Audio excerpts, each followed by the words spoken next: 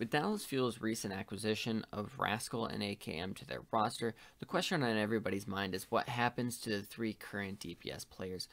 Because, let's be honest, they've had struggles in Stage 1. Obviously, Taimu's been off his form. He hasn't been hitting as many shots. He hasn't been having as big of an impact as we know Taimu can have.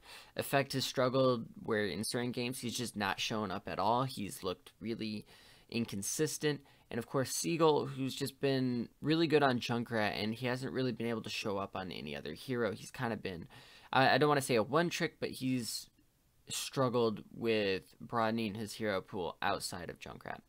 And so I think everyone is totally on board with having Rascal and AKM on Dallas Fuel. They're both excellent players who will bring a lot of depth to the team and hopefully a lot of consistency as well. But where does that leave us with Effect, Taimu, and Seagull? In all honesty, I think it's Seagull who gets cut or benched or changes roles, because what I think happens is, so Taimu, obviously his role overlaps with AKM a lot, which is a bit of an issue in the team.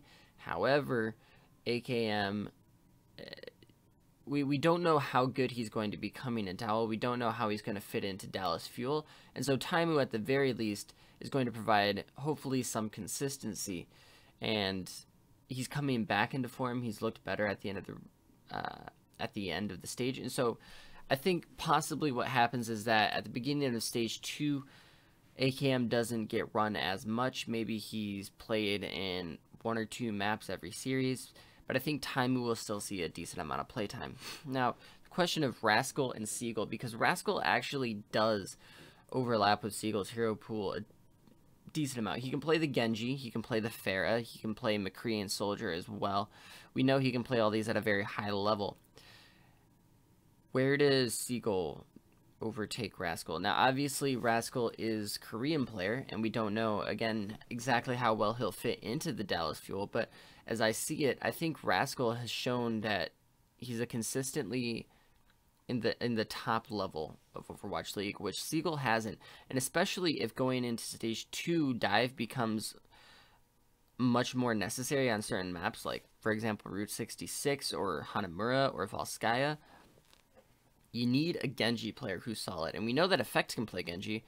We know that AKM can, I mean, he hasn't played it in any high-level matches, but we know that AKM can play Genji because he's said so on Twitter and, of course, has played it on the ladder. Now, obviously, we don't know how that translates to Overwatch League, but we do know that at least he can play, and we also know that Rascal can play Genji.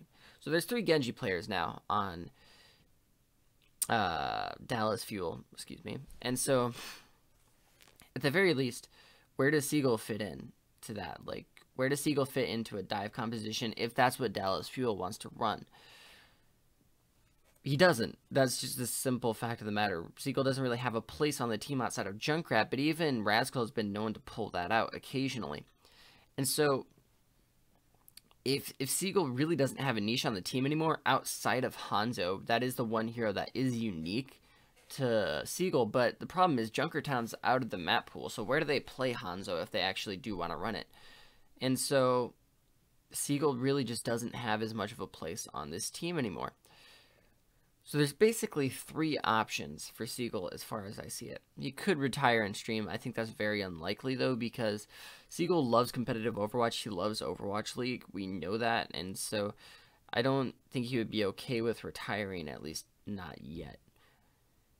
The other option I see is maybe he gets traded to another team, but the problem with that is, what other team really needs a solid Junkrat and Pharah player? I mean, Shock maybe, but Sinatra's coming of age soon, and when he does, I mean, Baby Bay can be free to be their flex DPS, and they can just have Sinatra run Tracer all the time. Fusion, possibly, but they already have Shadowburn and Snillo, who effectively, you know, kind of take over Seagull's role. And Shadowburn's so good anyways that the only reason you'd ever run Seagull is if you needed to run double projectile, or, you know, Shadowburn was sick. But again, they still have Snillo, and we don't really know how good Snillo is because we haven't seen him play at all. yeah, other teams just kind of have these roles filled already. You know, like Gladiators have Hydration and Surefour, who can flex to most of the heroes that Seagull plays.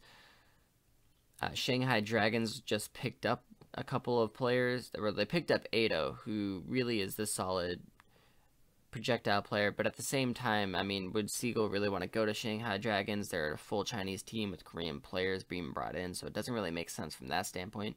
Florida Mayhem, they don't really need Seagull because they have Tavik, who's an exceptional flex player. Obviously, if they wanted to double up and have, you know, a backup for Tavik if he's, you know, sick or something, sick or gets injured, that would make sense, but I don't know if that would happen or not, because Florida Mayhem has already shown to be kind of reluctant to sign more players than they need to.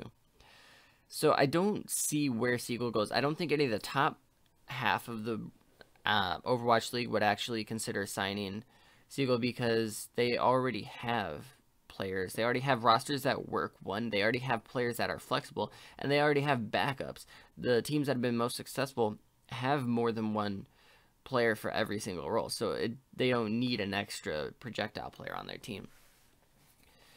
So what I think is most likely going to happen, and I'm not sure if this move is actually good or not, but what I think is most likely to happen is that Seagull actually changes role to be an off-tank player for Dallas Fuel.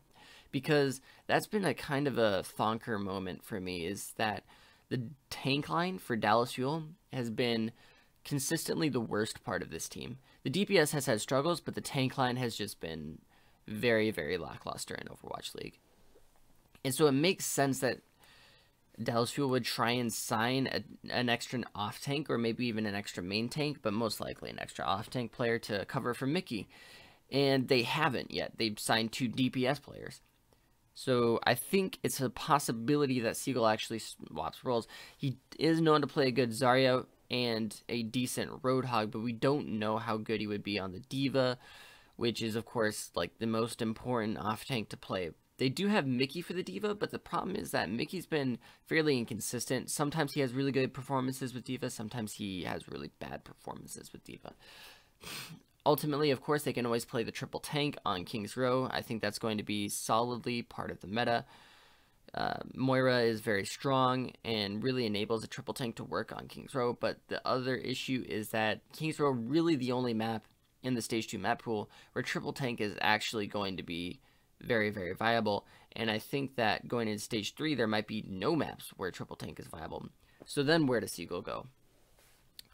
If he can't play the D.Va, if he can't take over Mickey's role, when do they play him? Do they just keep him as a backup tank player? I mean, that's quite a possibility, yeah, absolutely.